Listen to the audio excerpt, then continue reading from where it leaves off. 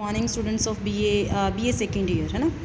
तो next chapter is 16th an agreement. 15th में हमने अलॉपमेंट के बारे में पढ़ा कि विक्टिम और लीडिया, है ना, दे हैव अलॉप्ड। सो 16 चैप्टर में उनका एक एग्रीमेंट हो रहा है।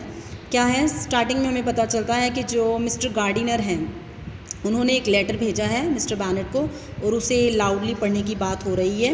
और उस लेटर में ये लिखा है कि जो मिस्टर गार्डिनर है ही सेइंग कि मुझे एक न्यूज़ मिल गई है, जो मेरी नीस है और जो विक्टिम है वो मुझे दोनों मिल गए हैं and they both of them want to marry. और कुछ सेटलमेंट की बात हो रही है, कुछ पैसों की बात हो रही है यहाँ पे कि एंटर इनटू, अगर इंगेजमेंट में उसे हम अलाउ करते हैं लीडिया को, during your life 100 pounds per annum हमें देने होंगे। यू विल ईजीली कॉम्प्रीहेंड, तुम कॉम्प्रीहेंड कर सकते हो। कॉम्प्रीहेंड मतलब समझ सकते हो, समझ जाओगे कि क्या चीज़ों की बात मैं कर रहा हूँ। कि जो मिस्टर विक्टिम है उसके सर्कमस्टांसेस अब बहुत ज़्यादा होपलेस नहीं है, he is okay and now both of them want to marry and वो लेटर को इस हिसाब से पढ़ा जाता है। देन व्हाट हैपेंड, कहते हैं, बात करते हैं लेटर के बाद कि विक्टिम इतना भी अनडिज़र्विंग नहीं है, ठीक है ना। जेन बात करती है तो एलिजाबेथ कहती है कि हाँ चलो जो भी है ठीक है। लेकिन देन व्हाट हैपन, कहते हैं कि मनी माय अंकल क्राइड जेन, है ना, कि अंकल को तो कोई मनी नहीं ना पे करनी पड़ेगी। जेन क्राई कर रही है ना, कि उनके ऊपर कोई वो नहीं आना चाहिए, प्रेशर नहीं आना चाहिए उन पर, कोई भी मतलब जो लीडिया ने किया उसकी प्रॉब्लम वो उनके ऊपर नहीं आनी चाहिए। Victims fool if he takes her with a farthing less than 10,000 pounds, how is half such a sum to be repaid, है ना। They are talking about the money and they are really to be married, cried Elizabeth. Elizabeth कह रही है कि really they are going to marry, है ना। तो I am comfort myself with thinking, replied Jane, then he certainly would not marry Lydia if and not a real. कहते हैं, जेन कह रही है कि वो पक्का ही उसे लव करता है तभी तो लीडिया से शादी कर रहा है। अगर ना करता होता तो उसे उसकी कोई प्रॉब्लम ना होती और उसको कोई रिगार्ड ना देता। बट अगर वो रेडी है it means they are having some मतलब समथिंग इन बिटवीन दैम, कुछ ना कुछ तो है ना। इवन वो कह रहे हैं कि जो हमारे अंकल हैं उन्होंने बहुत मेहनत की लीडिया और विक्टिम को ढूंढने के लिए, उनकी काइंडनेस है उसका हम कभी भी वापस नहीं कर पाएंगे, जो वो प्रोटेक्शन हमें अपने अंकल से मिली हुई है ना, all these things. So 87 page पे आ जाइए। अब क्या हो रहा है, we must try to forget all that, है ना। जो कहते हैं कि हमें भूल जाना चाहिए जो भी चीज़ें पहले हुई, है ना। हमने विक्टिम पे जो भी सोचा वो ऐसा है, या जो भी डार्सी ने बताया, क्योंकि अब वो लीडिया से शादी करने वाला है तो हमें ये चीज़ें भूलनी ही पड़ेंगी। They went upstairs together, letter के साथ मिस्टर बैनेट और उसकी वाइफ है, दोनों जाते हैं ऊपर। मिसेस बैनेट बहुत ज़्यादा खुश है कि उसे ये है कि 16 की एज में ही मेरी बेटी की शादी हो रही है। My dear Lydia, she cried, कहती है डिलाइटफुल है ना। She will be married at 16 की एज में ही उसकी शादी हो रही है और वो उसके क्लोथ्स के लिए, उसके कपड़ों के लिए, उसके और चीज़ों के लिए बहुत ज़्यादा खुश है। Because we know this thing कि जो मिसेस बैनेट है शी ओनली वॉन्ट्स कि उसकी जो बेटियाँ उनकी शादी हो जाए, बट वो ये चीज़ नहीं फील कर रही है कि वो कैसे उसके साथ भाग गई, और ये चीज़ों की उसको कोई भी शर्म नहीं फील हो रही है।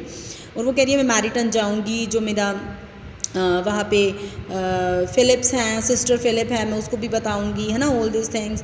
तो जो कहते हैं कि मिस्टर बैनेट भी बात कर रहा है कि, है ना, चलो जो भी हुआ हमें अब इस पे जो भी पैसे खर्चने हैं तो उसका इतना हमारे पे बोझ आ जाएगा, इतना हम बच्चों को दे देंगे, ऐसे वैसे बातें वो हो रही हैं।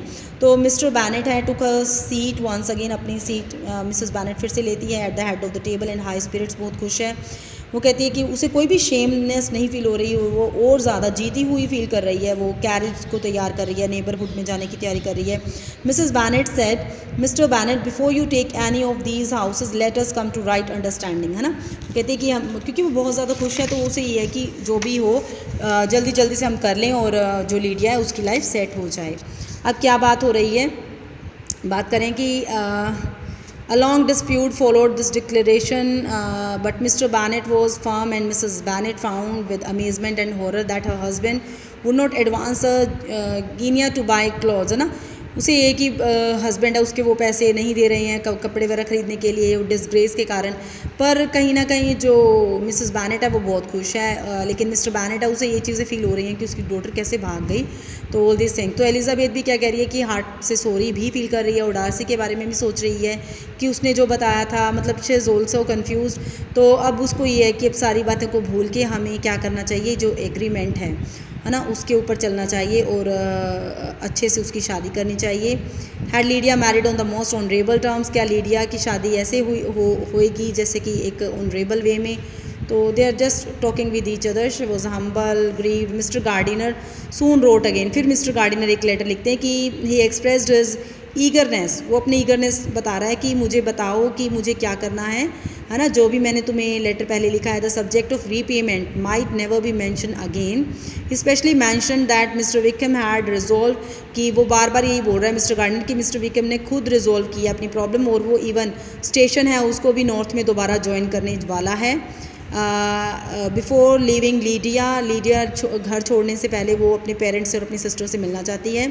लीडिया की जो रिक्वेस्ट है उसको रिसीव किया जाता है उसके फादर के द्वारा बहुत नेगेटिव, क्योंकि फादर को पता है कि उसने बहुत गलत कदम उठाया है.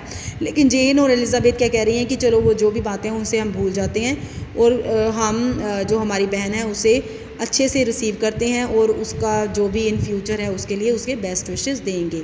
सो स्टूडेंट्स 17th हम नेक्स्ट ऑडियो में करेंगे.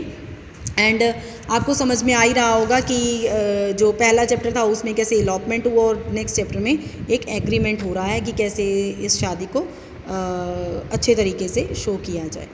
Thank you students, thank you very much.